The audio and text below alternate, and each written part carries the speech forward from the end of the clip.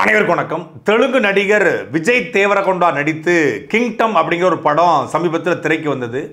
இந்த படத்தில் ஈழத்தமிழர்களை கொச்சையாகவும் மிகவும் கேவலமாகவும் சித்தரிப்பதாக சொல்லி நாம் தமிழர் கட்சி இன்னைக்கு தமிழ்நாடு முழுக்க பல்வேறு திரையரங்கில் இந்த படத்தை திரையிடக்கூடாது என்று சொல்லி போராட்டத்தில் ஈடுபட்டாங்க. சில இடங்களில் திரையரங்க உரிமையாளர்களே இந்த படத்தை இனிமேல் நாங்கள் திரையிட மாட்டோம்னு சொல்லி உறுதியை கொடுத்துருக்காங்க. பல இடங்களில் நாம் தமிழர் கட்சியினர் கைது செய்யப்பட்டிருக்காங்க. ஒரு திரைப்படம் ஒரு கருத்தை பதிவு பண்ணுது, எதுக்காக அந்த திரைப்படத்தை எதிர்க்கணும், அதை போராடி தடுக்க வேண்டிய அவசியம் இருக்குது. அந்த திரைப்படம் சென்சார் சான்றிதழ் பெற்று தானே வந்திருக்கும், சென்சார் அதிகாரிகளுக்கு தெரியாதா? ஒரு திரைப்படம் எடுத்து முழுமையாக வந்த பிறகு அந்த படத்தை எதிர்க்க வேண்டிய அவசியம் என்ன இருக்குது? இப்படி எல்லா படத்தையும் எதிர்த்தா இது கருத்து சுதந்திரம், பேச்சு சுதந்திரம், எழுத்து சுதந்திரத்துக்கு எதிரானதா ஆகாதா அப்படின்னு சொல்லி பல பேர் கேட்டிருந்தாங்க. சமீபத்தில் தக் லைஃப் அப்படின்னு ஒரு படம் மணிரத்னம் அவர்களுடைய இயக்கத்தில் வெளிவந்துச்சு. அந்த படத்தை நடித்த கமலஹாசன் அந்த படத்தில் பேசலை, ஆடியோ லாஞ்சில் தமிழ் மொழி தான் கன்னட மொழிக்கு மூத்த மொழி அப்படின்னு ஒரு அன்பின் மிகுதியில் அவர் சொல்கிறாரு. அவர் சொன்னதை புரிந்து கொள்ளாமல், அவர் சொன்னது உண்மை, யதார்த்தம், வரலாறு, அதை புரிந்து கொள்ளாமல் அது எப்படி கன்னட மொழிக்கு மூத்த மொழியாக தமிழ் மொழிக்குன்னு சொல்லி அந்த படத்தினுடைய நடிகர் பொதுவெளியில் பேசியதற்கு படத்தை நாங்கள் திரையிட விட மாட்டோம் அப்படின்னு சொல்லி ஒட்டுமொத்தமான கன்னட அமைப்புகளும், முதலமைச்சர், துணை முதலமைச்சர், கர்நாடக உயர்நீதிமன்ற நீதிபதி எல்லோரும் ஒருமித்த கருத்துடன் நின்னாங்க. அப்படி நாம் தமிழர் கட்சி இந்த கிங்டம் படத்தை எதிர்க்கலை.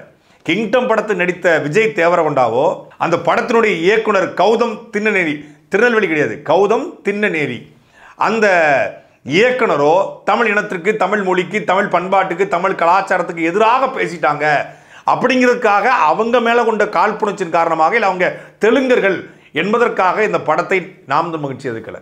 இந்த படம் சொல்ல வருகிற கருத்து இருக்கு இல்லையா, மிகவும் கேவலமானது, மிகவும் அருவருக்கத்தக்கது, முழுக்க முழுக்க வன்மம் நிறைந்தது. இப்போ ஈழத்தமிழர்களை பற்றி படம் எடுக்கணும்னா ஈழத்தமிழருடைய வழியை காட்டுவதற்கு 1000 கதைகளை எடுக்க முடியும். ஆனால் இந்த படத்தில், இந்த கிங்டம் படத்தில் நீங்கள் ரவுடியாக காட்டணும்னா இந்தியாவில் எந்த மாநிலத்தையும் தேர்ந்தெடுக்கலாம், உலகத்தின் வேறு எந்த நாட்டையும் தேர்ந்தெடுக்கலாம். ஆனால் இவங்க கேங்ஸ்டர் கதைன்னு சொல்லி எதை தேர்ந்தெடுக்கணும், ஈழத்தை தேர்ந்தெடுக்காங்க. ஈழத்தில் ஒரு கேங்ஸ்டர் இருப்பது போலவும் அந்த கேங்ஸ்டர் கும்பல் அங்கே இருக்கக்கூடிய மலைவாழ் மக்களை, பழங்குடியின மக்களை தங்களுடைய அடிமைகளாக வைத்திருப்பது போலவும், அந்த பழங்குடியின மக்களில் இந்த ஹீரோவுடைய அண்ணன் சின்ன வயசுலேயே தப்பிச்சு போய் அங்கே போய் மாட்டிக்கிறான். அவன் அந்த பகுதியில், அந்த மலைவாழ் மக்கள் பகுதியில் ஒரு தலைவன் போலவே இருக்கிறான். அந்த மலைவாழ் மக்கள் தலைவனாக இருந்து கொண்டு அவன் இன்னொரு கேங்ஸ்டர் கும்பலுக்கு துணை போகிறான். அந்த கேங்ஸ்டர் கும்பலுடைய தலைவன் அவர் ஈழத்தமிழராக காட்டப்படுறாரு. அவருடைய பெயர் முருகன். முருகன் என்கிற தமிழர்களுடைய கடவுளை, தமிழ் கடவுளுடைய பெயரை ஒரு வில்லனுக்கு வச்சது இல்லாமல் அந்த வில்லன் கேட்டரை மிக மிக கொடூரமாக சித்தரித்து, ஈழத்தமிழர் ஒரு கொடூரமான மனிதராக இருப்பது போல சித்தரித்து, அவர் வாயிலிருந்து ஒரு வசனம் வருது, நாடு விட்டு நாடு பிழைக்க வந்த நாய்களா அப்படின்னு ஒரு ஈழத்தமிழர் சொல்கிறாராம். ஒரு நாட்டிலிருந்து இன்னொரு நாட்டுக்கு பிழைப்பதற்கும் உழைப்பதற்கும் போனால் அதனுடைய வழி என்ன என்பதை முழுமையாக இந்த உலகத்தில் அதிகமாக உணர்ந்தவர்கள் ஈழத்தமிழர்கள். ஏன்னா உலகம் முழுமைக்கும் அதிகமாக புலம்பெயர்ந்தவர்கள் ஈழத்தமிழர்கள் தான். சொந்த நாட்டை விட்டு அகதியாக, எதிரியாக போனால் என்ன நடக்கும், எவ்வளவு வலியும் வேதனையும் அனுபவிக்க முடியும் என்பதை உணர்ந்த ஈழத்தமிழர்கள் இன்னொரு நாட்டிலிருந்து பிழைக்க வருபவனை நாடு விட்டு நாட்டு பிழைக்க வந்த நாய்களா என்று சொல்லுவாங்களா? அப்படி ஈழத்தமிழர் இன்னொருத்தங்களை சொல்கிற மாதிரியான ஒரு காட்சி அமைப்பு ஒருத்தன் வைக்கிறான்னா அவன் எவ்வளோ வன்மம் நிறைந்து இருப்பான். இது முழுக்க முழுக்க ஒரு புரபகண்டா திரைப்படம். ஈழத்தமிழர்களை கொச்சைப்படுத்தணும், ஈழத்தமிழ்னாலே ரவுடிகள், பொறுக்கிகள், அவங்க கேங்ஸ்டர்ஸ், தங்கம் கடத்துவாங்க, போதைப்பொருள் கடத்துவாங்க அப்படின்னு காட்டுவதற்காக எடுக்கப்பட்ட படம். இது முழுக்க முழுக்க என்ன சொல்கிறது, ஒரு கருத்து திணிப்புக்கான படம். அதெல்லாம் தாண்டி இந்த படத்தில் அவர் அந்த பழங்குடியின மக்களுடைய தலைவனாக இந்த விஜய் தேவரோட அண்ணன் போய் சேர்ந்துறாரு. அவரை காப்பாற்றுறதுக்காக இவருக்கு ஒரு அண்டர் கவர் ஆப்ரேஷன் கொடுக்கப்படுது. போலீஸாக இருந்து கொண்டே அந்த கேங்ஸ்டர் கும்பலை தடுப்பதற்கு இவர் போகிறாரு. போய் அண்ணனையும் காப்பாற்ற மாதிரியாச்சு, அந்த போதைப்பொருள் அந்த சாம்ராஜ்யத்தை ஒழிச்ச மாதிரியான்னு சொல்லி இவர் அங்கே போகிறார். அங்கே போனால் அங்கே ஒரு பழங்குடியின மக்கள் கூட்டம் அடிமையாக இருக்குது. அது இந்தியாவிலேருந்து போச்சான். அப்போ கிட்டத்தட்ட மலையக மக்களை ஈழத்தமிழர்கள் அடிமையாக வச்சுருக்காங்க அப்படின்னு காட்டப்படுது. மலையக மக்களுக்கும் ஈழத்தமிழருக்குமான ஒரு முரண் இருக்குது, அவங்க அடிமையாக வச்சுருந்தாங்க அப்படின்னு காட்டுறாங்க. அதாவது இந்தியாவிலேருந்து போன மக்கள், மலையக தமிழ் தானே இந்தியாவிலேருந்து போனாங்க. ஆந்திராக்காரனோ, கர்நாடகாரனோ, இல்லை கேரளாக்காரங்களோ, இல்லை ஒரிசாக்காரங்களோ இந்தியாவிலேருந்து இலங்கைக்கு போகல.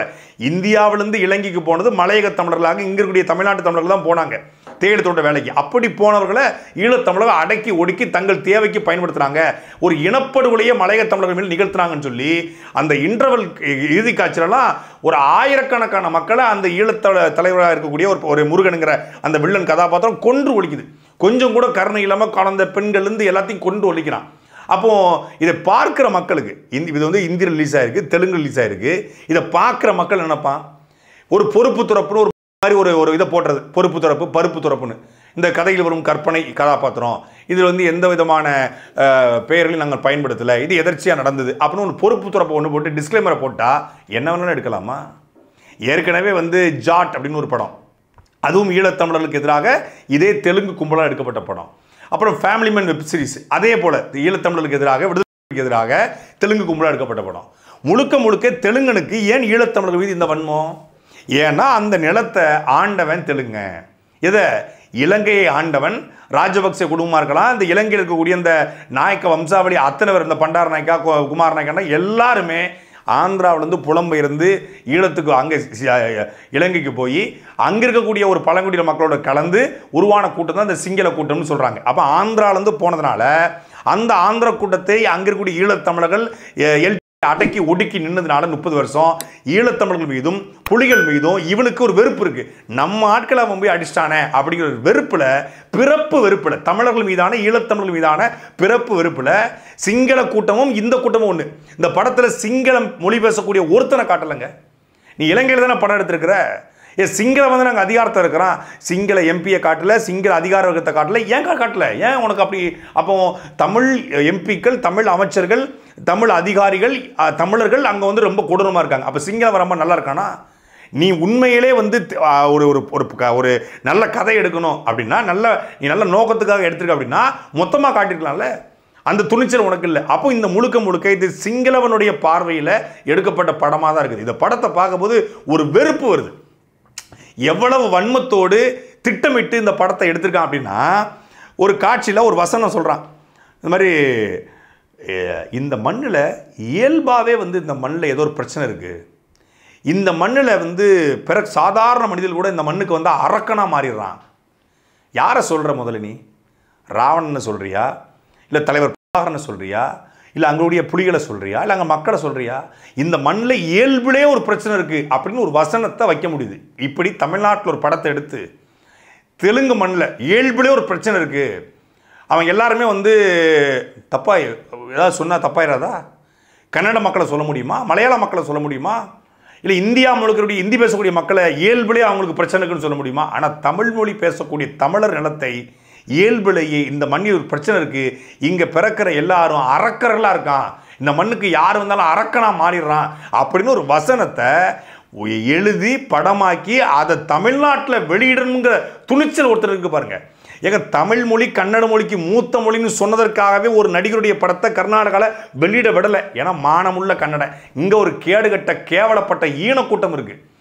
எவன் படம் எடுத்தாலும் பார்க்குறது விஜய் தேவரகொண்டான பல பேர் தேவர் நினச்சிக்கிட்டு இருக்கான். ஐயோ கேப்பலுங்க, விஜய் தேவரகொண்டா, அவர் தேவரகொண்டான தேவர் கொண்டா அப்படின்னு நினச்சிட்டு இருக்கான். அவர் படத்தை ஓடணும். படத்தினுடைய கருத்து தான் நம்ம பார்க்குறோம். அவன் எவன் நடிச்சிருக்கான், எவன் படத்தை தயாரிச்சிருக்கான், எவன் இயக்கியிருக்கான்னு தாண்டி படத்துடைய கருத்து முழுக்க தமிழருக்கு எதிராக எடுக்கப்பட்டிருக்கு. ஈழத்தமிழருக்கு எதிராக எடுத்தானே, தமிழருக்கு எதிராக எடுத்தானே. இதை தமிழ்நாடு முழுக்க நாம் தமிழ் கட்சி இன்னைக்கு இன உரிமை, மொழி உரிமை, இனத்துக்கு எதிராக மொழிக்கு எதிராக ஒருத்தன் பேசினாலோ எழுதினாலோ திரைப்படம் எடுத்தாலோ எதிர்க்கக்கூடிய ஒரே குரல் அண்ணன் சீமானுடைய குரல். சீமானுடைய அரசியல் எதற்காக அப்படின்னு கேட்குற பல பேருக்கு இதற்காகத்தான் அண்ணன் சீமான் அரசியல். நாம் தமிழ் கட்சி எதுக்குது? அந்த நாம் தமிழ் கட்சி எதிர்ப்பதற்கு தடை கேட்டு, இந்த படத்துக்கு தடை கேட்டு போனா பரவாயில்ல, நாம் தமிழ் கட்சி எதிர்ப்பதற்கு தடை கேட்டு தமிழ்நாட்டை சார்ந்த ஒருத்தன், அவன் ஒரு டிஸ்ட்ரிபியூட்டரான், SSI ப்ரொடக்ஷன் சொல்லி சுப்பையா ஆறுமுகம், அவன் போய் இந்த படத்தை தமிழ்நாட்டில் நான் தான் டிஸ்ட்ரிபியூட் பண்ணிக்கேன். நீ வியாபாரம் பண்ணுறதுக்கு தமிழனுடைய ரத்தத்தில் தமிழனுடைய வரலாறை தவறாக திரிச்சு, தமிழனை இழிவுபடுத்தி, தமிழனை கொச்சைப்படுத்துற உங்கள் ஆத்தாலையும் உங்கள் அப்பனையும் ஒருத்தன் கொச்சைப்படுத்துகிறான். அதை பற்றி கவலைப்படாமல் பணம் சம்பாதிக்கிறதுக்கு வேற தொழில் பண்ணலாம்ல சுப்பையா?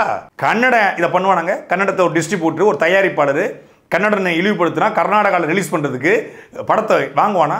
ஒரு மலையாள மக்களையோ மலையாள மொழியவோ யாராவது இழிவுபடுத்தினா ஒரு மலையாள டிஸ்ட்ரிபியூட்டர், மலையாள தயாரிப்பாளர் அந்த படத்தை கேரளாவில் வெளியிடுவதற்காக வாங்குவாரா? ஆந்திராவில் தெலுங்கர்களை இழிவுபடுத்தி ஒரு படம் எடுத்துடும். சேகர் ரெட்டி இருக்கான்ல, மணல் கொள்ளையன், ஆத்துமலை கொள்ளையன், மொட்டையன், அவனை பற்றி ஒரு கதை எடுத்துடுறோம். அவன் தமிழ்நாடு முழுக்க வந்து இந்த சேகர் ரெட்டி தெலுங்கன் தான் தமிழ்நாட்டுடைய மண்ணை பூரா அள்ளி தின்னுட்டான், தமிழ்நாட்டோட மலையை பூரா வெட்டி கொண்டு போயிட்டான், அவன் தான் முழுக்க முழுக்க மலைமுழுங்கி மகாதேவன் இந்த சேகர் ரெட்டி. அப்புறம் ரெட்டி பிரதர்ஸ், இவன் ஆந்திராக்கள் மலையை பூரா திருப்பதி தவிர எல்லாத்தையும் மொட்டை போட்டு முழுங்கிட்டானுங்க, பலாயிரம் கோடியை கொள்ளையடிச்சிட்டானுங்க அப்படின்னு ஒரு படத்தில் சேகர் ரெட்டி கதாபாத்திரம் வச்சு ஆந்திராவில் வெளியிடுங்க பார்ப்போம்.